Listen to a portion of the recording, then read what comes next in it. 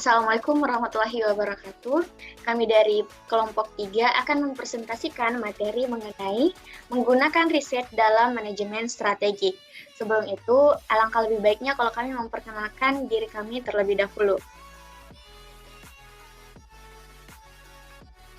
Baik, adapun anggota dari kelompok 3, yaitu saya sendiri, Nur Alfeda Fausia dengan NIM 1917958, kemudian ada saudari Selvianti dengan NIM 1917951, kemudian ada Vindia Oktaviani dengan NIM 1917936, kemudian ada Fadila Irsya Hairunisa dengan NIM 1917956, kemudian ada saudari Ina Mutmainah dengan NIM 1917965. Baik, langsung saja kita melangkah ke materi yang pertama mengenai peran riset bisnis dalam manajemen strategi. Kepada saudari Ina Mutmainah, saya persilahkan untuk memaparkan materi tersebut. Baik, terima kasih atas kesempatan yang telah diberikan. Saya sendiri Ina Mutmainah dengan NIM 1919065 sebagai pemateri pertama, yaitu peran riset bisnis dalam manajemen strategi. Terlebih dahulu, kita harus mengetahui apa sih itu riset bisnis. Riset bisnis adalah suatu pendekatan sistematik untuk mengidentifikasikan kebutuhan informasi, mengumpulkan dan menganalisis informasi untuk memenuhi kebutuhan bisnis yang ada dengan menggunakan model yang paling tepat. Dari hasil riset dimanfaatkan untuk merumuskan strategi sehingga tujuan yang ditetapkan dapat dicapai. Informasi yang akurat yang didapatkan dari hasil riset berguna untuk meminimalkan risiko dalam penyusunan manajemen strategik yang kurang tepat. Dengan adanya input dari informasi tersebut, niscaya tujuan organisasi yang telah ditetapkan dapat tercapai. Dalam kegiatan riset penelitian umumnya memiliki 5 tujuan, yaitu yang pertama meminimalkan risiko kegagalan dalam pelaksanaan rencana, yang kedua itu memantau pelaksanaan setelah diimplementasikannya rencana, yang ketiga itu memberikan informasi bagi para pengambil keputusan dalam penyusunan strategi, dan keempat itu memberikan landasan saat menentukan haluan yang ingin dicapai dalam perumusan sasaran, dan yang terakhir itu memberikan ukuran saat mengevaluasi kinerja setelah dirumuskan strategi itu sendiri. Baik, itulah tadi materi yang pertama. Saya kembalikan kepada moderator. Terima kasih. Adapun materi selanjutnya mengenai Bank Data Informasi Manajemen yang akan dipaparkan oleh saudari Selvianti. Kepada saudari Selvianti, saya persilahkan. Baik, terima kasih atas kesempatan yang diberikan kepada saya. Saya Selvianti dengan NIM 1917951 akan melanjutkan pemaparan materi yaitu Bank Data Informasi Manajemen. Riset yang dilakukan didasarkan pada ketersediaan informasi yang sudah dimiliki perusahaan. Informasi yang dibutuhkan sangat bergantung kepada aktivitas-aktivitas organisasi. Adapun informasi yang dapat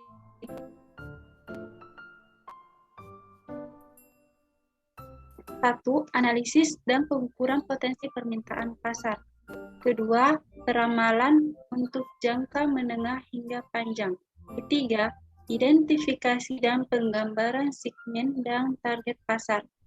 Keempat, mengkalkulasikan pangsa pasar.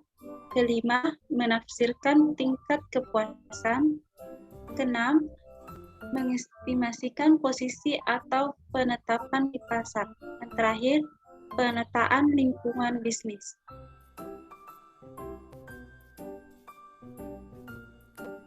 Baik, saya kembalikan kepada moderator. Baik, terima kasih kepada saudari Selvianti. Kita next ke materi selanjutnya mengenai sistem informasi manajemen yang akan dibawakan oleh saudari Fadila Irsya Hairunisa. Pada saudari, saya persilahkan.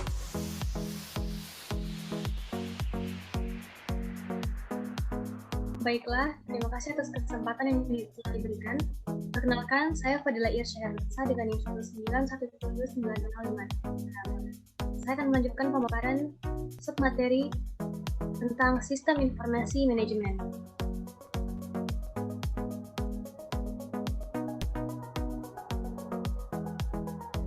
Sistem informasi manajemen merupakan seperangkat prosedur gabungan yang mengumpulkan dan menghasilkan data yang andal, relevan, dan terorganisir dengan baik dalam mendukung proses pengambilan keputusan suatu organisasi. Singkatnya, ini adalah sekelompok proses di mana data diperoleh, dianalisa, dan ditampilkan dengan cara yang berguna untuk tujuan pengambilan keputusan. Sistem ini merupakan alat yang sangat berguna untuk tujuan meninjau dan mengendalikan operasi perusahaan. Tujuan utama dari sistem ini adalah untuk mengatur semua data yang dikumpulkan dari setiap perangkat perusahaan, meringkasnya dan menyajikannya dengan cara memfasilitasi dan meningkatkan kualitas keputusan yang diambil untuk meningkatkan profitabilitas dan produktivitas perusahaan. Kategori sistem informasi manajemen. Yang pertama ada Executive Information System atau EIS. Merupakan eksekutif yang membutuhkan data dengan tingkat akurasi yang tinggi dan kemampuan untuk menelusuri data tersebut. Yang kedua, ada Marketing Information System atau MKIS. Tim pemasaran menggunakan MKIS untuk melaporkan efektivitas histori proses pemasaran dan saat ini. Yang ketiga, Business Intelligence System atau BIS. Untuk membuat keputusan bisnis berdasarkan pengumpulan, integrasi, dan analisis data dan informasi yang dikumpulkan. Yang keempat, ada Customer Relationship Management System atau CRM. Sistem CRM menyimpan informasi penting tentang pelanggan termasuk penjualan sebelumnya, informasi kontak, dan peluang penjualan. Yang kelima, ada Salesforce Automation System atau SFA, yaitu komponen khusus sistem SFA yang mengotomatiskan banyak tugas yang dilakukan oleh tim penjualan. Slide selanjutnya, yaitu ada Transaction Processing System atau TPS. Karyawan dapat menggunakan data yang dibuat untuk melaporkan tren penggunaan dan melacak penjualan dari waktu ke waktu. Selanjutnya ada Knowledge Management System atau KMS. Layanan pelanggan dapat menggunakan sistem KMS untuk menjawab pertanyaan dan memecahkan masalah. Selanjutnya ada Financial Accounting System atau FAS. Nah, sistem ini khusus untuk departemen yang berhubungan dengan keuangan dan akuntansi, seperti untuk menghitung hutang dagang dan piutang dagang. Selanjutnya ada Human Resource Management System atau HRMS. Nah, sistem ini melacak catatan kinerja karyawan dan data penggajian. Yang terakhir adalah Supply Chain Management atau SCM. Nah, perusahaan manufaktur menggunakan SCM untuk melacak aliran sumber daya, bahan, dan layanan dari pembelian hingga produk akhir dikirim. Nah, itulah tadi pemaparan dari saya. Materi selanjutnya akan dijelaskan oleh Saudari Vindya Oktaviani. Saya kembalikan kepada moderator. Terima kasih. Baik, terima kasih kepada Saudari Fadila Irsya. Kemudian materi mengenai sumber informasi, saya persilahkan kepada Saudari Vindya Oktaviani untuk memaparkan materi tersebut. Baik, terima kasih banyak Saudari moderator. Nah, selanjutnya kita akan membahas mengenai sumber informasi. Nah, informasi ini dia berasal dari berbagai sumber, yakni yang pertama, manusia sebagai sumber.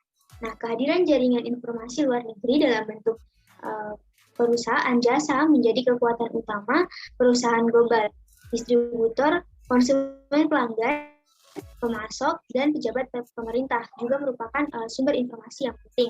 Sumber informasi lainnya itu tuh seperti teman, kenalan, kolega profesional, konsultan freelance, kemudian universitas, dan calon karyawan yang pernah bekerja di perusahaan saing.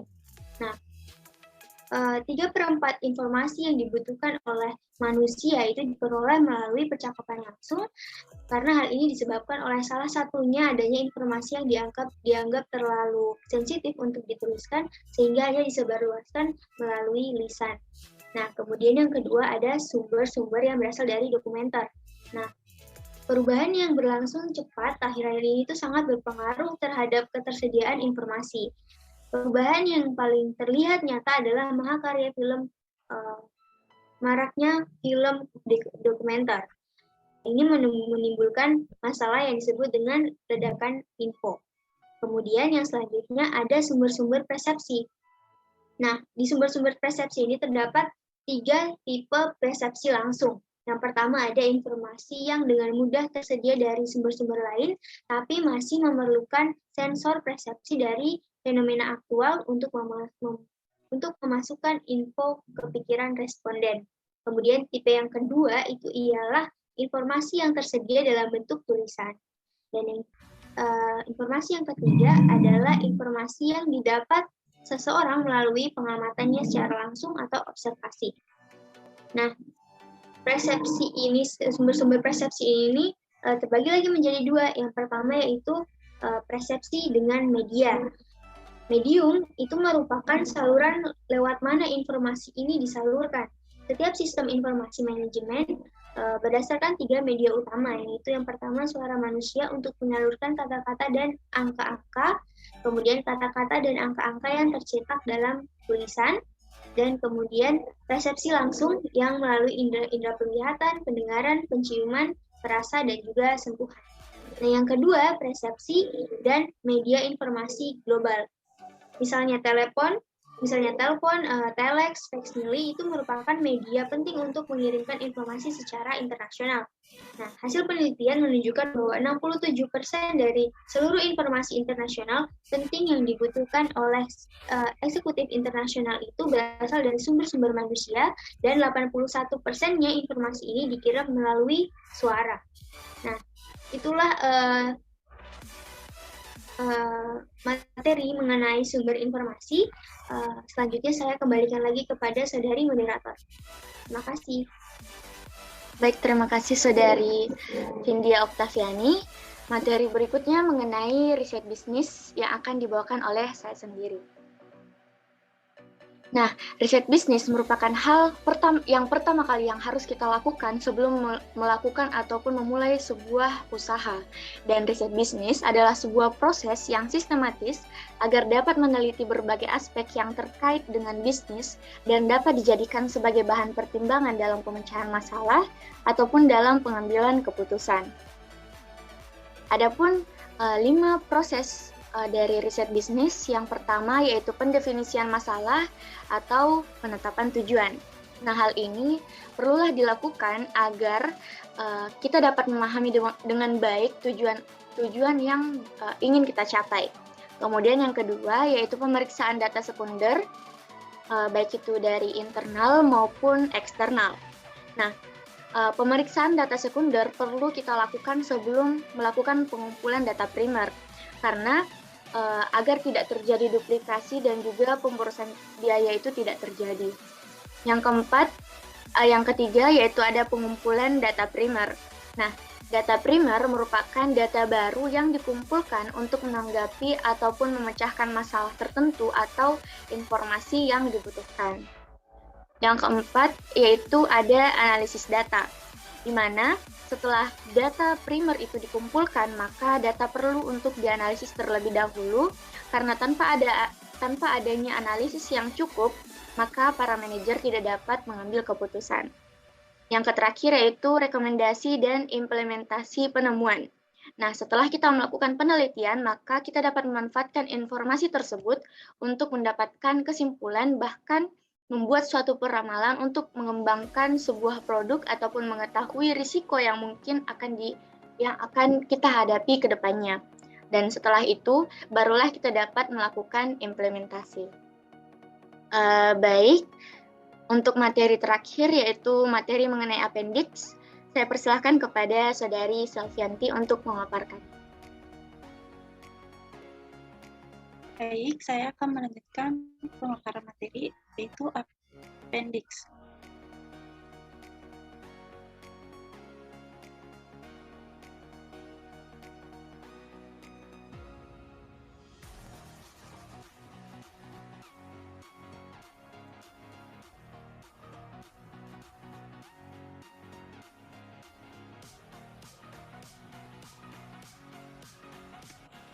appendix ada beberapa, yaitu pertama, perbandingan data internasional.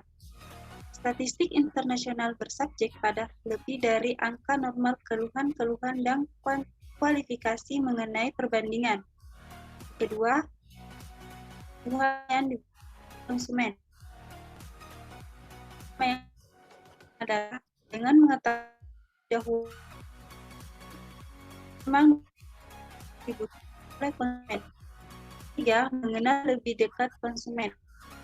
Mengetahui keterparan konsumen dengan berdasarkan analisis usia, kelamin, latar belakang pendidikan, pendapatan, dan juga status sosialnya.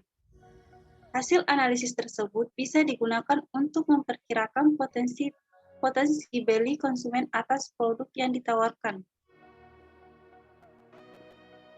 Yang keempat, menentukan target pasar secara spesifik. Selain berhasil melakukan proses analisis konsumen, maka target pasar bisa juga ditentukan dengan segera. Pasar yang dituju harus bisa dikenal dengan nama pasar yang sesuai. Dan yang terakhir, penilaian persaingan. Tahap terakhir yang harus diperhatikan adalah ketersediaan kompetitor di pasar. Sebagai pebisnis, sudah seharusnya untuk mampu menilai produk dibandingkan dengan tawaran pesaing. Demikian pemaparan materi kelompok 3, saya kembalikan ke moderator.